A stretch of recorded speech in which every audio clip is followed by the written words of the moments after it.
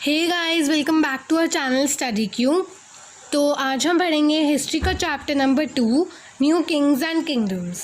बहुत सारी डायनासिटीज़ 7th century के बाद आई। उन्होंने अपना किंगडम 7th सेंचुरी के बाद सेटअप किया। तो अब map 1 shows the major ruling dynasties in different parts of the subcontinent between the 7th and 12th century. तो मैप 1 7th सेंचुरी से 12th सेंचुरी के बीच में जो मेजर डायनासिटीज़ थी उनके बारे में बता रहा है। तो जैसे कि आप देख सकते हैं, गुजरात की साइड में चाहमनाज है और साउथ वेस्ट की साइड में पालाज है और राष्ट्रकूटाज है। ये 3 मेजर डायनासिटीज़ थी। अब हम पढ़ेंगे दी इमर्जेंस ऑफ न्यू डायनासिटीज। जो हमारी 7th सेंचुरी थी, वहां तब बिग लैंडलॉर्ड्स यानी बड़े जमींदार और वॉरियर चीफ्स थे जिनको किंग अपने सामंता या सबऑर्डिनेट्स मानता था। जो किंग था वो इन सामंतास का ओवरलॉर्ड था। अब किंग ये चाहता था कि ये किंग सामंतास उसको गिफ्ट्स ला के दें, जब भी कोई इंपॉर्टेंट मीटिंग हो वहां प्रेजेंट रहे, और जब किंग किसी और राज्य से लड़ने जाए तो मिलिट्री सपोर्ट दे। अब जैसे जैसे सामंताज ने पावर और पैसे गेन करे, उनको पावर मिलती रही, ताकत मिलती रही, वो बड़े बड़े और स्ट्रांग होते रहे, तो उन्होंने अपने आप को महासामंता या महामंडलेश्वर डिक्लेयर कर लिया। यानी वो सोचने लगे कि वो खुद ही महामंडलेश्वर हैं। महामंडलेश्वर का मतलब क्या होता है? अब जैसे ये आपका एक राज्य है, तो इस राज्य का पूरा रूलर, जिसका पूरे राज्य में हुकूमत है, वो होता है Mahamandaleshwar, a great lord of a circle और अ रीजन। कभी कभी तो ये जो सामंताज होते थे, ये किंग जो उनका ओवरलॉर्ड होता था, राजा होता था, उनसे अपनी इंडिपेंडेंस डिक्लेयर कर लेते थे। यानी अब वो खुद अपने राजा हैं, राजा उनके लिए कोई राजा उनको रूल नहीं कर सकता। ऐसे ही एक बार क्या हुआ था, राष्ट्रकूटास थे जो डेक्कन को रूल करते थे। जो राष्ट्रकूटास की डायनासिटी थी वो सामंताज या सबऑर्डिनेट थे चालुक्यास को, यानी चालुक्यास उनके ओवरलॉर्ड थे ऑफ चालुक्यास ऑफ कर्नाटका। अब ये कब हुआ था? ये मिड 8th सेंचुरी में हुआ था। जो राष्ट्रकूटा रूलर था डंटी दुर्ग, उसने क्या करा, अपने चालुक्य ओवरलॉर्ड को ओवरथ्रो कर दिया। यानी उसने पावर, यहाँ पे हमने पढ़ा ना कि उसने पावर गेन करी, वेल्थ गेन करी, और उसने अपने आप को महासामंत और महामंडलेश्वर बना दिया और अपने ओवरलॉर्ड को ओवरथ्रो कर दिया। अब ये ठीक है कि वो राजा हो गया, लेकिन अब लोग को तो यही पता था कि वो एक डंटी दुर्ग एक सबऑर्डिनेट था। तो उसने क्या करा, एक रिचुअल परफॉर्म करा, एक रस्म, जैसे रस्म कहते हैं ना, वो करी, जिसका नाम था हिरण्यगर्भ। हिरण्यगर्भ का मतलब क्या होता है? गोल्डन वोम। तो हिरण्यगर्भ जो ब्राह्मण्स होते हैं, जो पंडित होते हैं, उनकी मदद से करी जाती है। हिरण्यगर्भ रिचुअल करने के बाद ये मान लिया जाता है कि जिसने वो सैक्रिफाइसर है, जिसने वो किया है, उसका रीबर्थ हुआ है एज अ क्षत्रिय। तो भले ही वो जन्म से एक क्षत्रिय, एक रूलर ना हो, अब वो एक क्षत्रिय ही माना जाएगा। अब एक तो हमने पढ़ा कि जो इमर्जेंस ऑफ न्यू डायनासिटीज है, वो ये सामंताज अपने आप को महासामंता बना लेते थे और इससे न्यू डायनासिटीज आई। एक और भी तरीका है जिससे न्यू डायनासिटीज आती थी। जो मेन थे, जो लोग थे इंटरप्राइजिंग फैमिलीज के, वो अपने मिलिट्री सपोर्ट, अपनी ताकत से एक पूरा किंगडम बना लेते थे। जैसे कदम्ब मयूर शर्मन एंड गुर्जर प्रतिहारा हरीशचंद्र। कदम्ब डायनासिटी है और मयूर शर्मन इंसान का नाम है, और गुर्जर प्रतिहारा डायनासिटी है, उसका राजा है हरीशचंद्र। ये ब्राह्मण्स थे जिन्होंने सोचा कि नहीं, हमें तो रूल करना है, और अपना किंगडम बना लिया। जो कदम्ब मयूर शर्मन था, उसने कर्नाटका में अपना किंगडम बनाया, और गुर्जर प्रतिहारा हरीशचंद्र ने राजस्थान में अपना किंगडम बनाया। तो अब हम पढ़ेंगे administration in the kingdoms. Many of these new kings adopted high-sounding titles such as Maharaja Adhiraja, meaning Great King or Overlord of Kings, Tribhuvana Chakravartin, meaning Lord of the Three Worlds, and so on.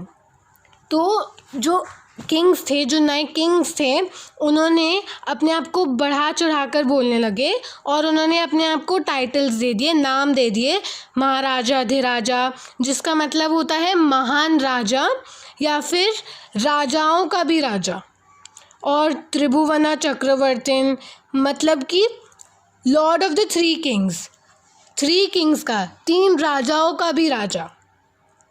However, in spite of such claims, they often shared power with their samantas as well as associations of peasants, traders and brahmins. तो अभी हमने ऊपर सामंतास के बारे में पढ़ा था, तो वो सामंतास के साथ अपने पावर फिर भी शेयर करते थे नाम्स के बाद भी, और एसोसिएशन यानी कि ग्रुप ऑफ पीजेंट्स यानी कि एग्रीकल्चर लेबरर, पीजेंट्स, ट्रेडर्स और Brahmins. In each of these states, resources were obtained from the producers, that is, peasants, cattle keepers, artisans, who were often persuaded or compelled to surrender part of what they produced. यानी कि जो कुछ states में resources जो obtain होते थे producer से. Producer कौन कौन है? पीजेंट यानी कि एग्रीकल्चर लेबरर, कैटल कीपर्स यानी कि जो जानवरों को रखता है, जानवरों से जो दूध आता है वो, आर्टिशंस जो ड्राइंग्स बनाते हैं, जो सुंदर सुंदर आर्ट्स बनाते हैं, तो उनको हमेशा थोड़ा सा कुछ देना पड़ता था किंग को. जो भी वो कमाते थे या जो भी करते थे वो उन्हें किंग को थोड़ा सा देना पड़ता था. Sometimes these were claimed as rent due to a lord who asserted that he owned the land. Revenue was also collected from traders. तो अब जो समटाइम्स क्या होता था कि रेंट बोलते थे, किंग बोलता था कि ये मेरी ज़मीन है और तुम यहाँ पे रह रहे हो तो तुम्हें रेंट देना पड़ेगा, वरना मतलब पैसा भरना पड़ेगा या कुछ देना पड़ेगा किंग को. These resources were used to finance the king's establishment as well as for the construction of temples and forts. तो अब जो ये रिसोर्सेज देते थे रहने वाले पीजेंट्स, प्रोड्यूसर्स, ये किंग के रहन सहन में उपयोग किए जाते थे. और मान लो कहीं पे टेम्पल्स कंस्ट्रक्ट करने हैं, फोर्ट्स कंस्ट्रक्ट करने हैं, उन सब में दे दिए जाते थे.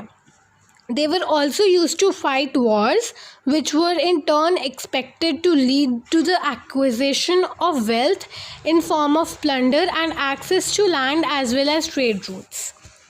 तो अब जो ये पैसा देते थे प्रोड्यूसर्स, वो वॉर में यूज़ किया जाता था ताकि वो वॉर जीत जाए, और अगर वो वॉर जीतेंगे तो वो ज़मीन जीतेंगे, और उस ज़मीन के जो ट्रेड रूट्स हैं तो ट्रेड रूट से वो टैक्स कलेक्ट कर पाएंगे, और वहाँ पे जो ऑयल मशीनरीज़ है और वहाँ का सारा सोना सब कुछ जीत लेंगे वो, अगर उन्होंने ज़मीन जीत ली तो. और ज़मीन तभी जीत पाएंगे जब उनकी वॉर अच्छी होगी, जब वो वॉर में ज़्यादा पैसा लगाएंगे. The functionaries for collecting revenue were generally recruited from influential families and positions were often hereditary. This was true about the army as well. In many cases, close relatives of the king held these positions. यानी कि अब मान लो एक कोई है सेनापति, तो अब उसी सेनापति का बच्चा सेनापति बन जाएगा. It means it's like monarchy. Monarchy में क्या होता है कि राजा का बेटा ही राजा बनता है, वैसे ही इसमें होता था. तो अब हम पढ़ेंगे ये ऊपर वाला box, that is 400 taxes. The inscriptions of the Cholas who ruled in Tamil Nadu refer to more than 400 terms for different kinds of taxes. यानी कि जो तमिलनाडु में 400 टैक्सेस लिए जाते थे, 400 टाइप के टैक्सेस लिए जाते थे लोगों से. The most frequently mentioned tax is vetti, taken not in cash but in the form of forced labor, and kadamai और land revenue. अब उन 400 में से 2 मेन हैं. वेट्टी टैक्स क्या होता था? वो कैश में नहीं लिया जाता था, पैसों में नहीं लिया जाता था, वो फोर्स लेबर में लिया जाता था. यानी कि तुमने ये ज़मीन है तो अब तुम इसकी जगह मेरे लिए काम करो, जो मैं बोलूँगा तुम्हें वही करना पड़ेगा. और फिर ऐसे ही कदमाई में उन्हें अपनी कुछ ज़मीन देनी होती थी कि अगर मान लो ये ज़मीन मेरे नाम है तो अब मैं ये ज़मीन राजा के नाम कर दूँगा, इस टाइप से। There were also taxes on thatching the house, the use of a ladder to climb palm trees, assess on succession to family property. ये 3 टाइप के और टैक्सेस होते थे। अगर हम घर का रेवेन्यू करवा रहे हैं, घर को रेनोवेट कर रहे हैं, तभी भी उन्हें भरना पड़ेगा टैक्स, कि वो घर को रेनोवेट करा रहे हैं तो टैक्स भरो। The use of ladder to climb palm trees, अब मान लो कोई लैडर का यूज़ कर रहा है पाम ट्री को चढ़ने के लिए, तो अब मान लो वो पाम ट्री किसी और का होगा तो अब वो उससे पैसे ले लेगा, टैक्स ले लेगा।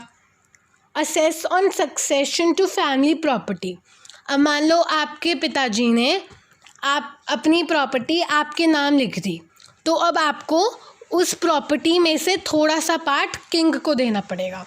इस टाइप के भी टैक्सेस होते थे। अब हम पढ़ेंगे कि प्रशस्तीज और लैंड ग्रांट्स क्या होते थे। प्रशस्तीज वो डॉक्यूमेंट होते थे जिसमें ये डिटेल्स दी जाती थी कि राजा अपने आप को कैसा दिखाना चाहता है। अब राजा चाहेगा कि वो एक बहुत ही अच्छा राजा दिखाए, आगे जाके लोगों को पता चले कि वो राजा बहुत अच्छा था, उसके रीन में बहुत प्रॉस्पर हुआ, बहुत ही किंगडम बढ़ गया, वो सब लोग उससे डरते थे और लेकिन पसंद भी करते थे राजा को, ये सब। तो जो प्रशस्तीज के राइटर होते थे लर्नड ब्राह्मण, यानी जो पंडित होते थे जिनको बहुत ज्ञान था, जिनके पास वो होते थे। और ये जो लर्नड ब्राह्मण्स थे ये किंग के एडमिनिस्ट्रेशन में भी बहुत बार हेल्प करते थे। तो प्रशस्तीज डॉक्यूमेंट्स होते थे जिसमें लिखा होता था कि किंग अपने आप को कैसे दर्शाना चाहता है। अब जो ब्राह्मण्स ने वैसी प्रशस्ति लिख दी जैसे किंग को चाहिए थी। अब ब्राह्मण्स को भी बदले में कुछ मिलना चाहिए, तो ब्राह्मण्स को बदले में ग्रांड ऑफ लैंड्स मिलते थे, यानी थोड़ा ज़मीन मिलती थी जिसे ब्रह्मदया कहते थे, वो आप आगे जाके पढ़ेंगे। तो अब हमें जैसे अब हम कोई ज़मीन लेते हैं तो एक रजिस्ट्री होती है कि ये ज़मीन हमारी हो गई, वैसे ब्राह्मण को भी एक प्रूफ चाहिए था कि ये ज़मीन उनकी है। उसके लिए ये कॉपर प्लेट्स होती थी, जैसे कि ये फ़ोटो में है, ऐसी कॉपर प्लेट होती थी जिसमें लिख दिया जाता था, जैसे यहाँ पे लिखा हुआ है, ऐसे लिख दिया जाता था कि ये जगह ब्राह्मण की है। अब ये जो पैराग्राफ है इसमें बस इतना ही बताया है कि ब्राह्मण्स को लैंड के साथ क्या मिलता था। ये एक बार रीड कर लीजिए एंड आपका हो जाएगा। तो अब हम आगे देखते हैं कि आगे क्या है। अब हमने ये पढ़ा कि जो प्रशस्तीज होती थी वो ब्राह्मण्स ऐसी लिखते थे जो किंग को पसंद आए ताकि उन्हें रिवॉर्ड मिले, लेकिन और ये प्रशस्तीज लिखी जाती थी 12th सेंचुरी में यूजुअली। लेकिन अनलाइक द प्रशस्तीज, यानी प्रशस्तीज के अलावा एक लॉन्ग संस्कृत की कविता थी, पोम थी, जो किंग ऑफ कश्मीर के बारे में थी, यानी कश्मीर के जो राजा थे, और इसके ऑथर थे कल्हान। अब ये पोम लिखने के लिए उन्होंने डिफरेंट सोर्सेज यूज़ करे, जैसे कि inscriptions, documents, eye witness accounts, early histories, etcetera etcetera etcetera. लेकिन अब प्रशस्तीज में तो किंग के बारे में अच्छी चीज़ें लिखी जाती थी, लेकिन इस पोम में जो राइटर था वो ऑफन क्रिटिकल था, यानी वो किंग के बारे में बुरी बातें भी लिखता था। अब ये पोम आप एक बार पढ़ लीजिएगा। अब ये यहाँ पे एक बॉक्स है, द अचीवमेंट्स ऑफ नागाभट्ट। नागाभट्ट एक रूलर था।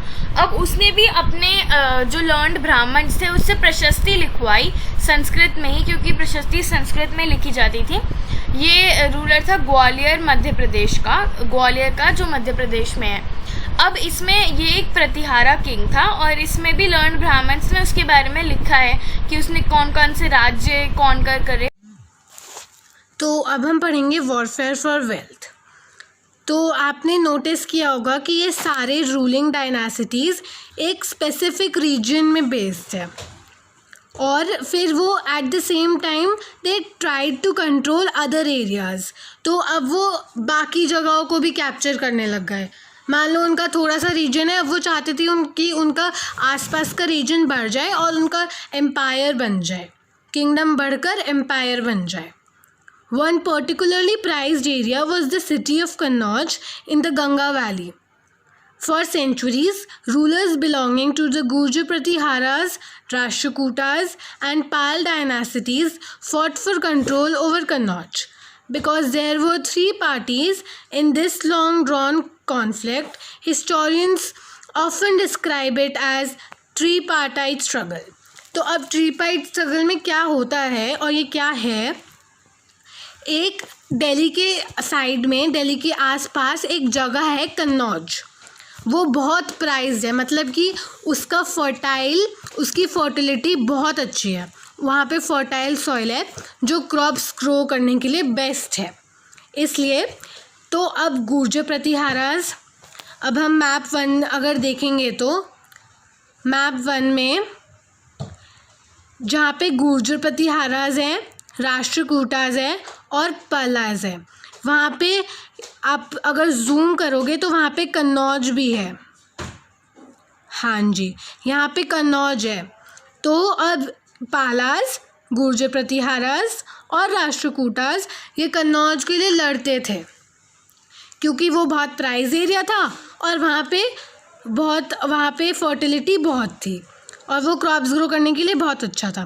तो अब इसके लिए पूरी 3 डायनासिटीज़ लड़ रही थी, गुर्जर प्रतिहारास, राष्ट्रकूटास और पालास।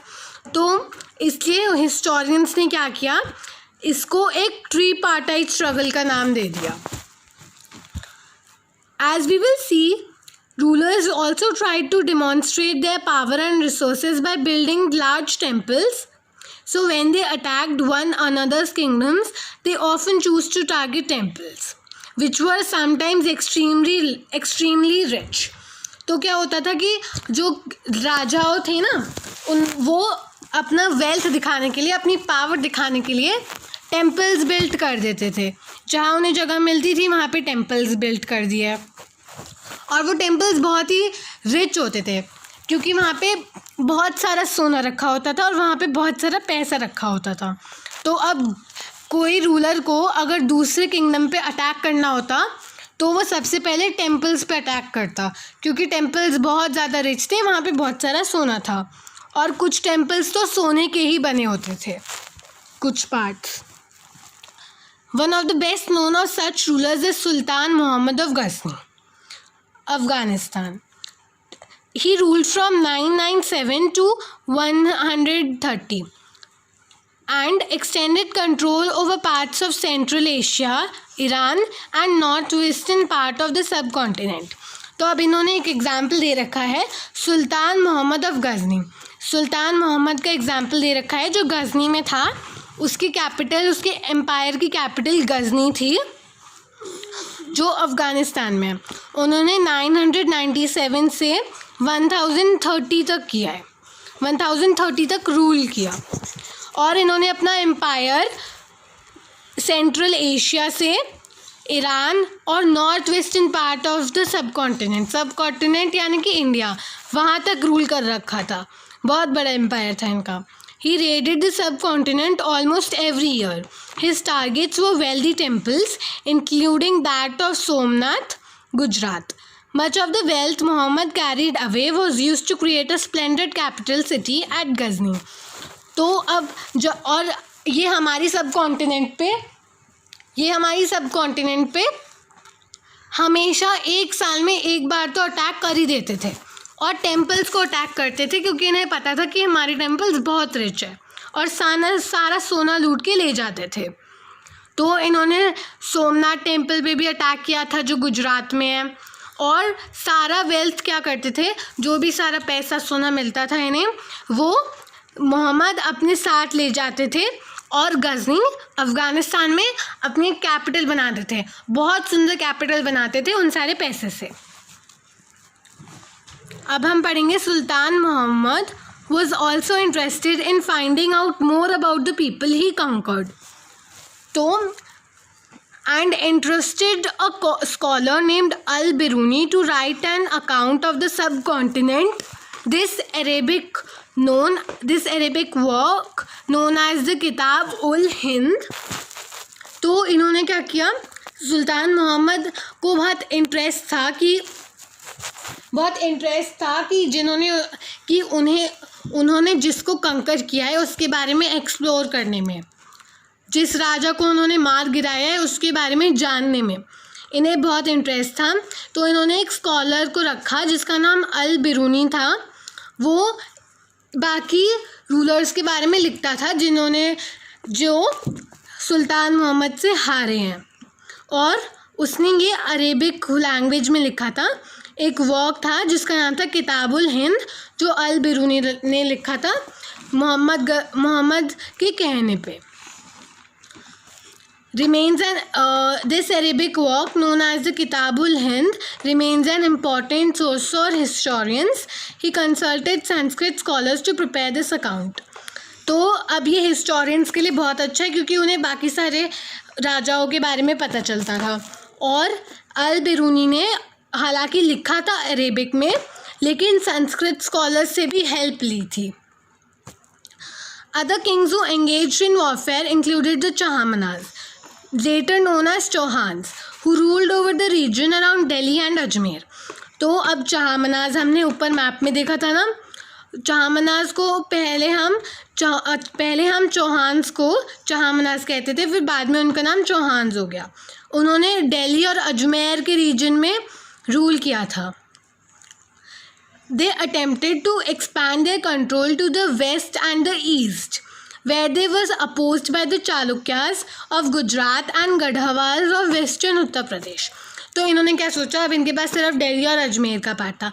इन्होंने सोचा कि मेरे को तो और ज़्यादा किंगडम को बढ़ाना है, तो वेस्ट में इन्होंने गुर्जर प्रतिहारस पे अटैक किया, लेकिन वो हार गए। फिर इन्होंने सोचा ईस्ट पे कर लेते हैं, तो ईस्ट पे इन्होंने अटैक किया गढ़वाल्स पे, लेकिन गढ़वाल से भी ये लोग हार गए उत्तर प्रदेश में। The best known Chahamana ruler was Prithviraj III, who ruled from 1168 to 1192, who defeated an Afghan ruler named Sultan Muhammad Ghori in 1191 but lost to him the very next year in 1192. तो अब जो best चहामना ruler था, जो best Chauhan का ruler था, वो था Prithviraj III, जिन्होंने 1168 से 1192 तक रूल किया था। उन्होंने अफ़गान रूलर सुल्तान मोहम्मद गौरी को इन्होंने हराया था, जब सुल्तान मोहम्मद गौरी इनके ऊपर अटैक कर रहा था। 1191 में इन्होंने सुल्तान मोहम्मद गौरी को हराया और फिर इन्होंने एक गलती कर दी, सोचा कि बेचारा है तो छोड़ देते हैं, तो इन्होंने कैप्चर नहीं किया, उसको अपने पास नहीं रखा, छोड़ दिया। अब सुल्तान मोहम्मद गौरी बहुत होशियार था, चालाक था, तो वो वापस अगले साल आ गया 1192 में और पृथ्वीराज III को हरा दिया।